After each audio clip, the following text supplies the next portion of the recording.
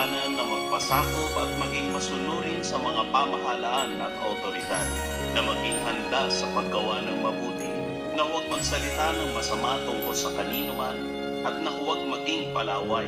kundi maging makatwiran at mahinahon sa pakikitungo sa lahat ng tao. Dahil tayo rin noon ay mga mangmang, masuwayin, naililigaw,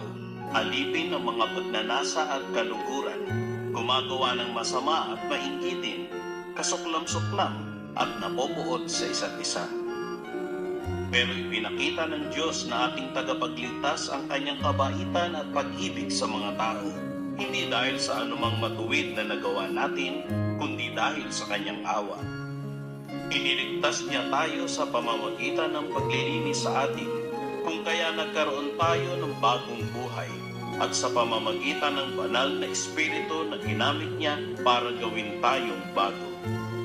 Sagana niyang ibinuo sa atin ang Espiritong ito sa pamamagitan ni Jesucristo na ating tagapagligtas, para kapag naipahayag na tayong matuwid dahil sa walang kapantay na kabaitan niya,